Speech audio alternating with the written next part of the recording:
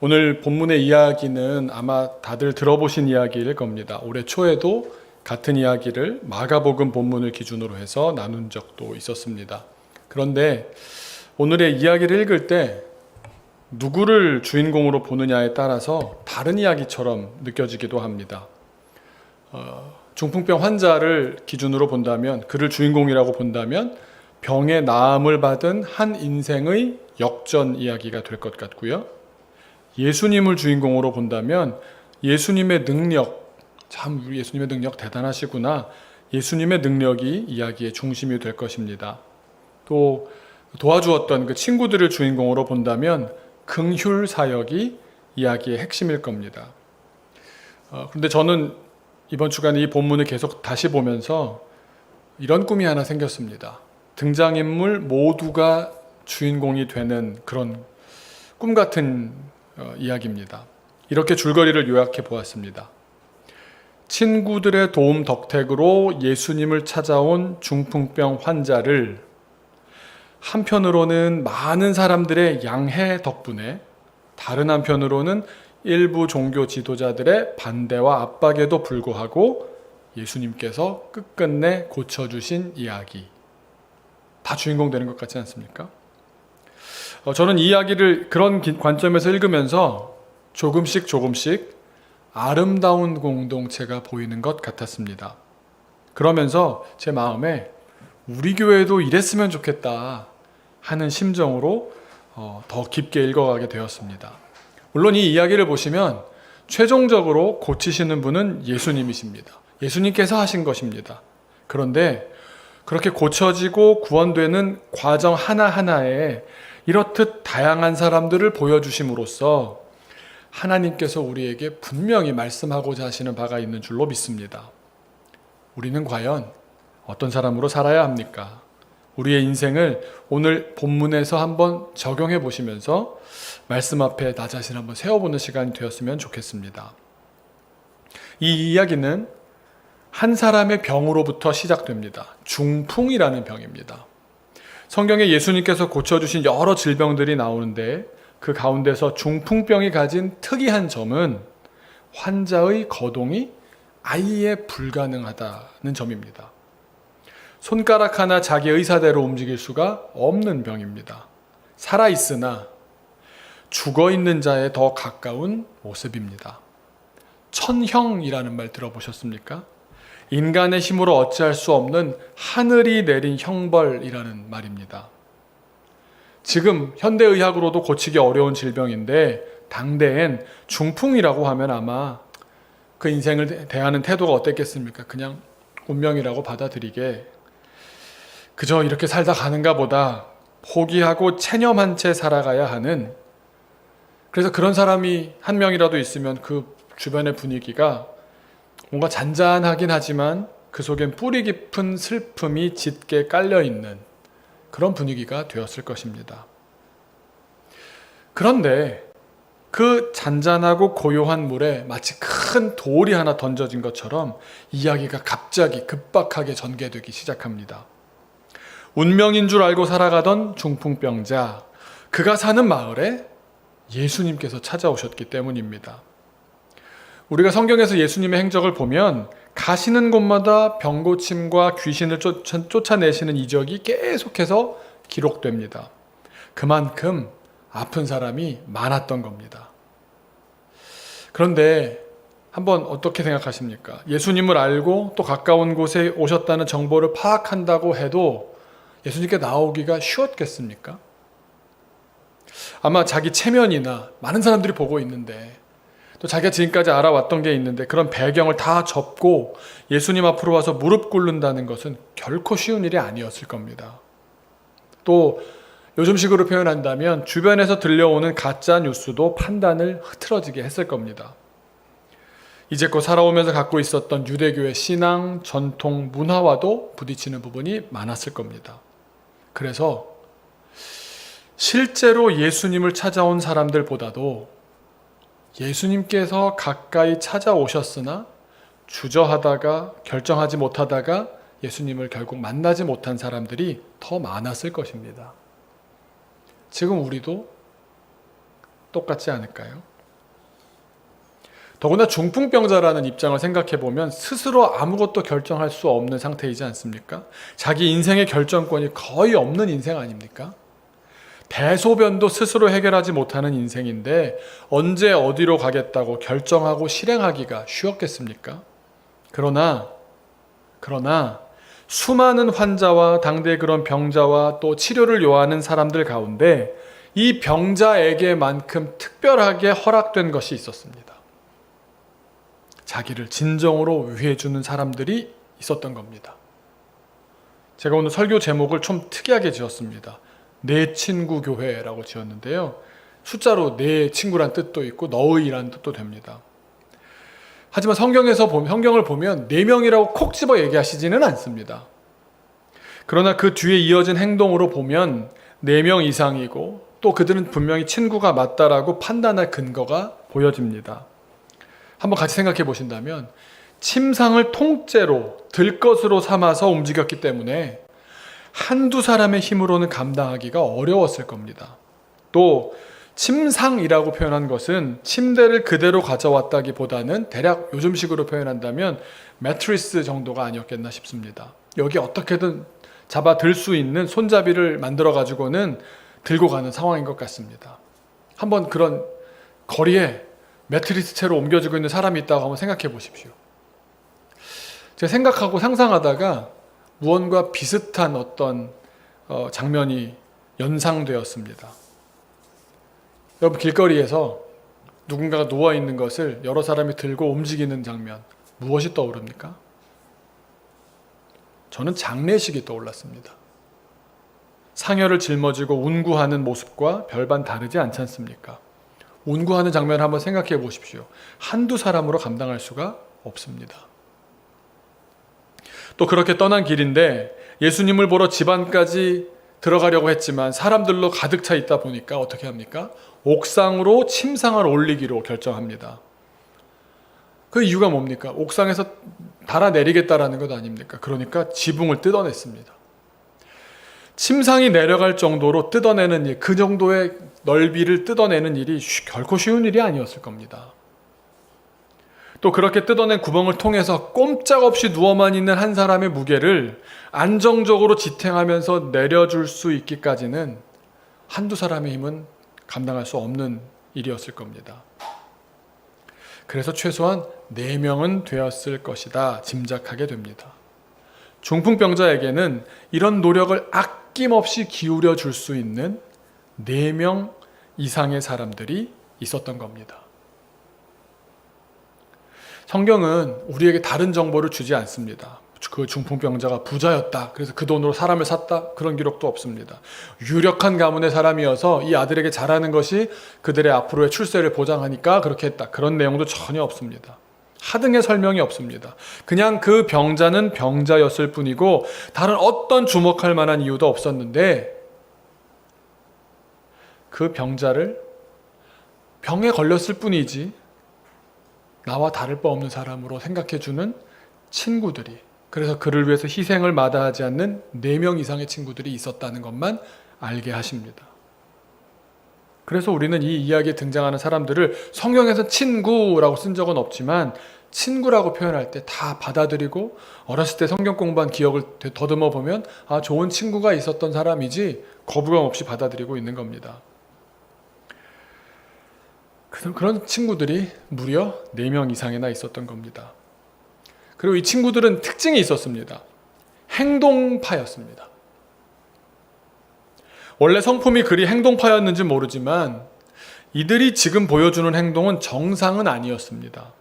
사람을 매트리스 채로 들고 가는 행동, 남의 집 지붕을 매트리스가 통과할 정도의 넓이로 뜯어내는 행동, 다른 사람들과 예수님이 한참 얘기하고 있는 그런 분위기를 깨버릴 수 있는 소통을 가로막는 그런 무례, 지역 공동체 중심으로 살아가는 사람들이 평소에 남의 눈치를 보아서라도 할 수 없는 그런 일이었습니다.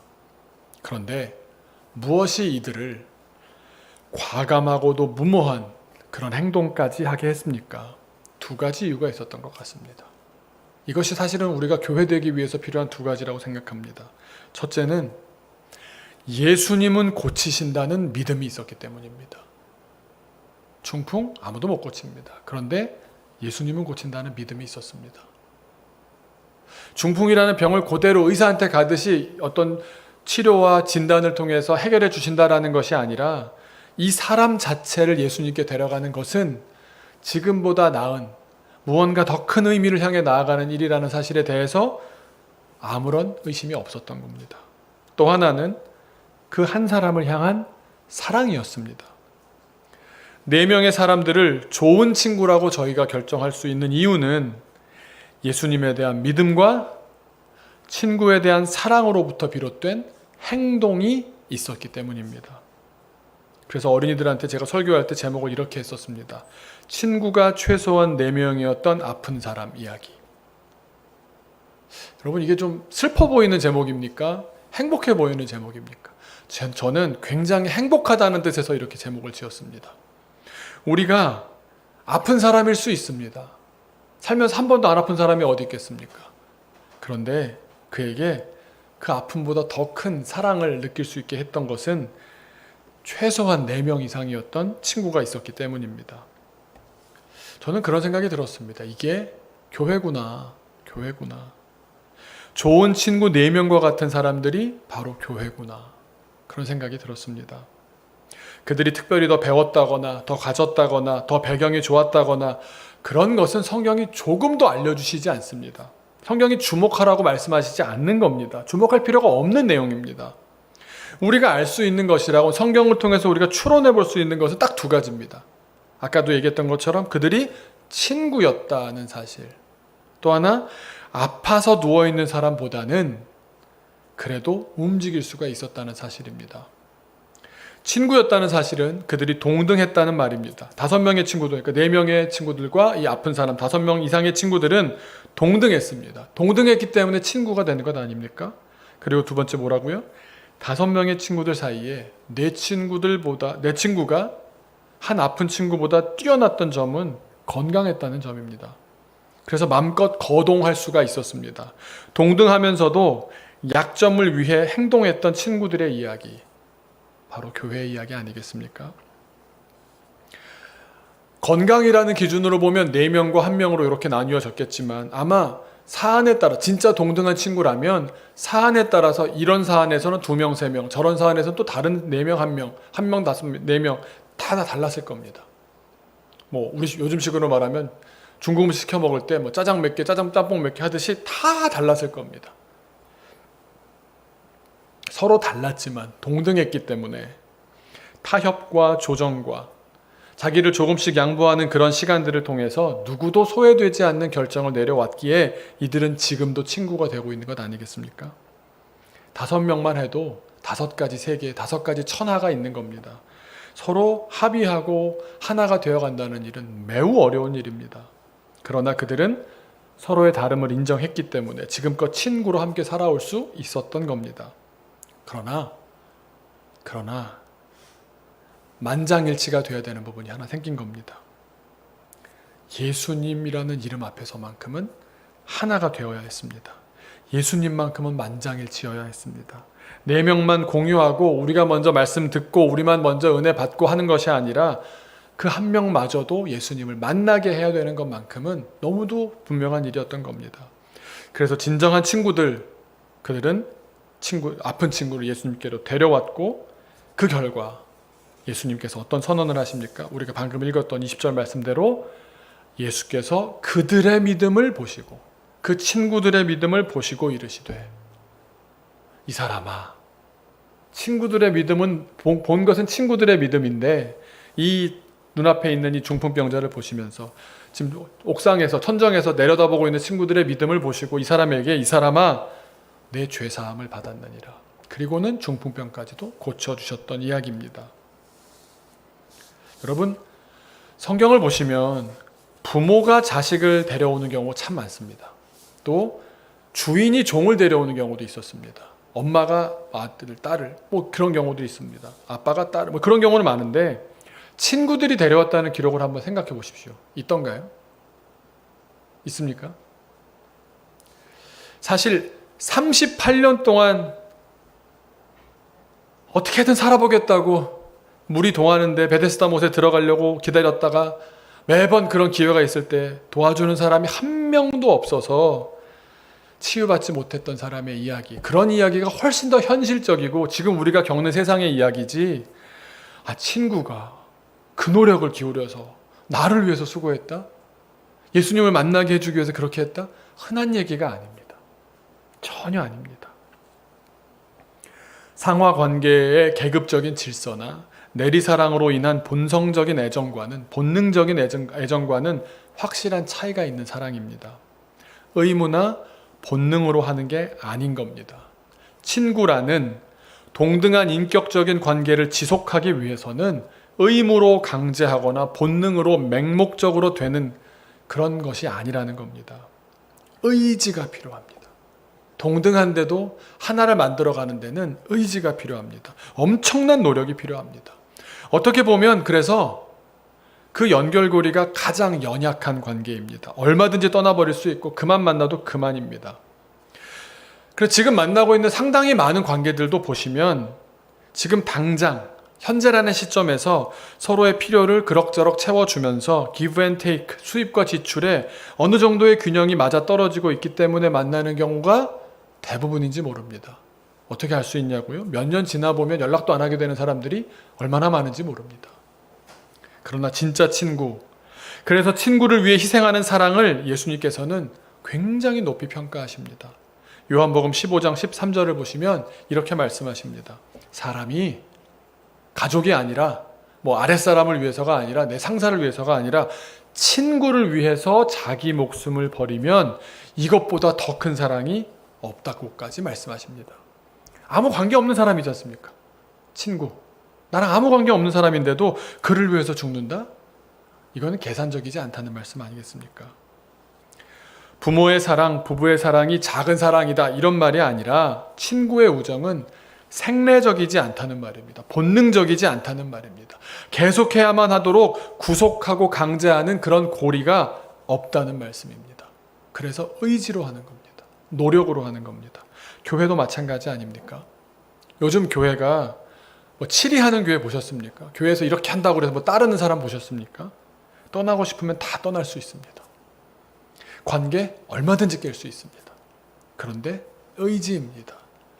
우리의 사랑으로 지켜나가는 겁니다. 하나 되고자 하는 의지로 묶여있는 것이 교회입니다. 그래서 노력으로 하는 거고요. 그래서 사랑하겠다는 그 중심으로 하는 겁니다.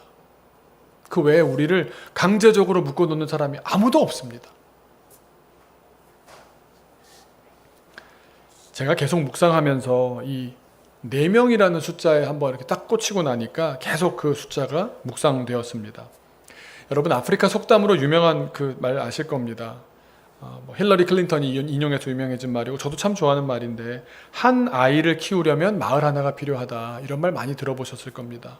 그런데 오늘 이 말씀을 읽어보면 마을까지도 아니고 다 줄이려고 줄인다면 과연 몇 명만 있으면 될까라고 한번 그렇게 단순하게 생각을 해본다면 오늘 말씀이 좀 더 구체적으로 보여주시는 것 같습니다.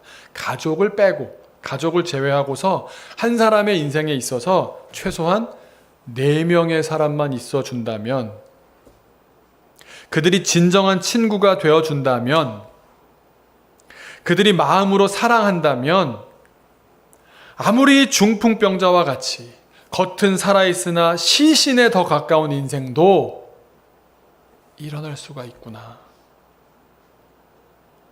우리 인생에 가족 외에 친구 4명이 있으면 우리 인생 살만한 인생 아니겠습니까? 그것이 교회 안의 인생이어야 하지 않겠습니까? 아마 이렇게 치유를 받은 친구는 그 이후의 삶이 어땠을까요? 자기를 위해서 수고를 한 친구들이 다른 친구들, 그 4명의 친구들 중에 하나에게도 인생 살다 보면 아픔이 없었겠습니까? 있었을 겁니다. 그러면 제일 먼저 가서 들 것을 드는 수고를, 침상채 들고 가는 수고를, 지붕을 뜯는 수고를 하지 않았겠습니까? 그렇게 서로 도와가면서 좋은 추억으로 그때 예수님 만났을 때 그랬었지. 그 시간들을 곱씹으며 살 것 같습니다. 그리고 그 사랑은 그들의 삶 속에서 계속 재현되고 재현될 것이라고 생각이 됩니다. 여러분 누가 사랑합니까? 누가 친구를 자청합니까? 누가 주저없이 침상을 들겠습니까? 누가 두 번 생각할 것도 없이 지붕을 뜯어버리겠습니까? 그 사랑을 먼저 받은 사람입니다. 그 은혜를 먼저 받은 사람입니다. 그 은혜로 지금 살고 있는 사람입니다. 그 은혜의 가치를 아는 사람들입니다. 그래서 혹시 저희 아내가 들으면 되게 싫어하겠지만 제 인생에 다시 교회 이름을 지을 수가 있게 된다면 내 친구 교회가 어떨까 생각해 봤습니다. 너의 친구 같은 교회라는 의미도 있겠고요. 친구가 되어주는 교회 따뜻할 것 같습니다. 또 한편으로는 여기 오늘 말씀에 나오듯이 4명의 친구와도 같은 교회다 라는 의미가 될 수도 있지 않겠습니까? 오늘 아침에 회의를 하면서 제가 이렇게 한 달 동안 우리가 다음 세대들과 어떻게 어울렸고 했는지, 청년들과 어떻게 어울렸는지 다 자료를 준비하는데 지나와서 한 달을 돌아보니까 한 주도 그냥 간 주가 없더라고요. 그러면서 기분이 너무 좋았습니다. 요즘 가장 큰 어려움을 겪고 있는 다음 세대들에게 그 4명의 친구 중에 한 명이 저희가 되었으면 좋겠습니다.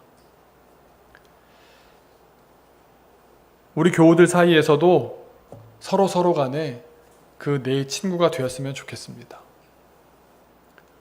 우리 집사님들 늘 걱정해 주십니다. 목사님 전사님들 너무 고생하십니다. 그러시는데 저희의 입장은 이겁니다. 저희가 은혜를 받았습니다. 이게 너무 좋은 겁니다. 그래서 아이들한테도 알려주고 싶은 겁니다. 그걸 이런 거야 라고 애들이 정확한 문장을 들어서 이해하고 아멘 이렇게 되지가 않지 않습니까? 우리 삶 속에서 난 너가 그냥 좋아. 이 사랑을 너도 알았으면 좋겠어. 이걸 삶으로 표현하고 싶고 그 아이가 그걸 알아들었으면 좋겠는 겁니다. 그래서 계속 흘려보내는 겁니다. 여러분 눈으로 보시면 아시겠지만 저도 어제 오랜만에 외국분 만났는데 저를 보더니 너무 많이 변했다고 날씬해졌다고 칭찬을 받았는데요. 그 코로나 기간 가운데 저는 살이 빠지기도 했지만 또 하나 큰 변화가 있습니다. 제가 요리가 늘었습니다. 안 드셔보신 분들은 잘 모르겠지만 요리가 늘었습니다. 고기 굽는 능력도 늘었고요. 지난 주간만 생각해 보니까 전도사님, 간사님들 모시고 제가 식사를 직접 만들어 대접한 게 3번인가 4번인가 되는 것 같습니다. 다 밥이고 반찬은 물론 제가 하는 건 아니지만 차려놓는 거긴 하지만 그래도 메인 하나 2개 정도는 제가 준비해서 3번 4번 이상 집으로 모셔서 직접 식사를 대접합니다. 어제 점심도 제 인생 처음으로 늘 돼지고기로만 하다가 쇠고기를 사다가 스파게티 볼로네즈로 대접했습니다. 네, 죄송합니다. 못 드신 분들도 계신데. 근데 그렇게 생각할 수가 있는 게 아니 토요일에 바쁘신데 돈으로 빨리 그냥 사 먹으면 간편하지 않습니까? 그런데 제가 말씀을 준비하는 가운데 그렇게 마음 먹었던 건데요. 우리가 하려고 하는 일에 대해서도 이 식사를 한번 준비하면서 깨닫는 부분이 있는 것 같습니다. 우리가 하려고 하는 일은 침상을 드는 사랑이지 이삿짐 센터에 돈 주고서 이 사람도 실어 나르시오 하는 일이 아니지 않습니까? 그 정성과 마음으로 하는 일이기 때문에 저부터 그 일을 하실 전도사님들을 대접해 보았습니다. 또 그러고 나니까 또 어제 저녁은 한참 또 구워가지고 다음 세대들 먹였죠. 또 그 고기를 넉넉하게 하면 남습니다. 그럼 또 그걸 또 다 찹을 해가지고 오늘 아침 볶음밥을 해뒀습니다. 그걸 예찬이가 얼마나 기대하는지 모르시죠? 그거 꼭 해주냐고 그걸 꼭 물어봅니다. 네. 제가 목회할수록 요리가 늡니다. 지난주에는 제가 처음으로 전문 요리형 무슨 기구를 또 충동 구매하기도 했습니다. 근데 그러고 나면요. 전도사님들은 자기의 집을 다 엽니다. 다 엽니다. 오늘부터 4명에서 6명으로 집합인원이 바뀐다는데요. 전사님들 백신 접종이 다 끝났고요. 또 이제 거기 인원을 제외하고 학생들까지 이렇게 우리가 함께 할 수 있다가 보니까 전사님들 2분 따로따로 있는 집에 3명까지 4명까지 모일 수가 있게 되는 겁니다. 그러니까 우리에겐 지금 허락된 상황이 얼마나 귀한 상황인지 모릅니다. 아무것도 못하니까 아무것도 안 해도 되는 게 아니라 중풍병자니까 쟤 내버려둬가 아니라 얼마든지 예수님 만날 수 있지 않습니까? 체념하고 포기하면서 예수님 만날 기회를 날려버릴 수가 없는 겁니다. 그럭저럭 하다가 2년 다 지나가지 않겠습니까?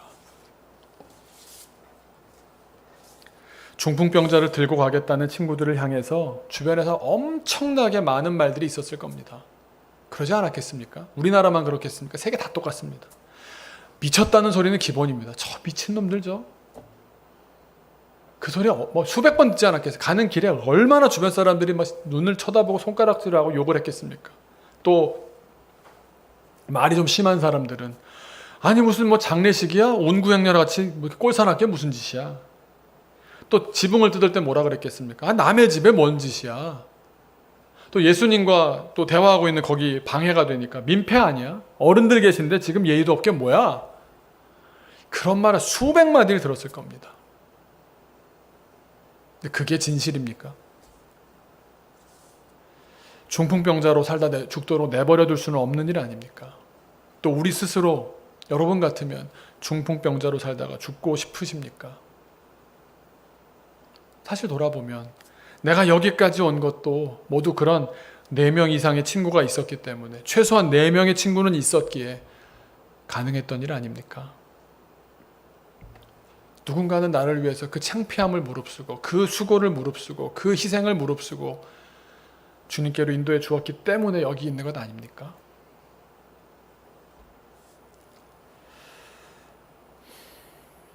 내 친구 같은 교회가 됐으면 좋겠습니다. 그 일을 지난달도 했지만 이번 달도 하려고 합니다. 앞으로도 계속 하려고 합니다. 제가 미진한 부분 오늘도 회의하다 보니까 어른들끼리도 어떻게 좀 이렇게 하면 좋겠다. 저희 미진한 부분인데 또 더 잘 감당해 보고자 합니다. 그러다 보면 우리 교우들에게 내 친구 같은 교회가 되지 않을까요? 요즘 제가 온라인 예배 이렇게 꼭 확인해 보는 것 중에 하나가 소연이가 정말 어렵게 온라인 예배 하는 거 힘들어하며 저희 줌으로 돌리고 나니까 쉽지 않은가 봅니다. 근데 얼마 전부터 주일 예배 줌으로도 잘 참여하고 있습니다. 할머니를 어떻게 설득을 했는지 어떻게 했는지 하여튼. 그리고 또 지지난주부터죠. 목요일마다 만나는 온라인 미팅 목바지에도 참여합니다. 혼자 그런 생각 해보는 겁니다. 우리는 소연이에게 내 친구 교회가 아닐까? 우리 통독하는 시간에 몽골인 부부가 늘 들어옵니다. 일주일에 한 반은 들어오는 것 같습니다. 한국에서 공부해서 신학생으로 공부하고 목회자가 돼서 또 찬양 인도자가 돼서 다시 몽골에 가서 몽골에 복음을 전하는 삶을 살겠다고. 그 마음을 품고 거기 한국인 선교사님을 잘 섬겼다가 안 놔주는 거예요, 목사님께서. 선교사님이 너무 필요한 사람들이니까. 근데 꾸준히 잘 섬겼다가 한국 가고 싶습니다. 그랬더니 그러면 내가 저렇게 소개시켜줄게 그랬더니 그때는 딱 한마디를 했답니다. 목사님 소개시켜주는 교회 말고 이기동 목사님네 교회 가겠습니다. 그것까지 허락을 받고 그 선교사님 저한테 전화해서 아니 내가 소개하는 교회는 안 가겠다네 이러셔가지고 근데 그러시죠. 오게 됐습니다. 그 부부에게 우리 교회가 내 친구 교회가 될 수 있지 않을까요? 많은 분들이 올 것이고 우리가 또 갈 것입니다.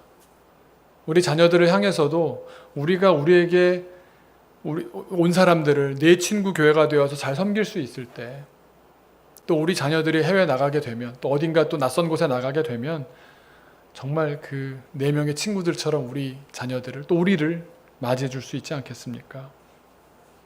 그래서 오늘은 우리 교회 이름을 하루만 한번 바꿔봤습니다. 내 친구 교회. 내 친구 교회.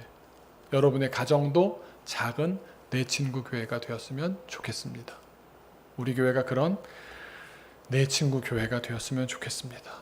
예수님은 반드시 고친다는 확신과 사람에 대한 애정을 가지고 그 사람을 향한 수고를 아끼지 않는 사랑의 행동을 계속해 나가는 내 친구 교회 되기를 주님의 이름으로 축원합니다. 우리 잠깐 기도하겠습니다. 기도할 때 하나님, 우리 교회가 내 친구 교회 되게 하여 주옵소서. 하나님은 반드시 고치신다는, 하나님은 반드시 일하신다는 것을 확실히 믿고 또 우리 주변에 있는 사람들에 대한 그 사랑을 품고 행동하는 일을 아끼지 않는 3가지입니다. 하나님에 대한 믿음, 내 주변에 있는 사람들에 대한 사랑, 또 내가 해야 될 행동, 이 3가지를 한번 생각하면서 잠시 하나님께 다짐하며 기도하겠습니다.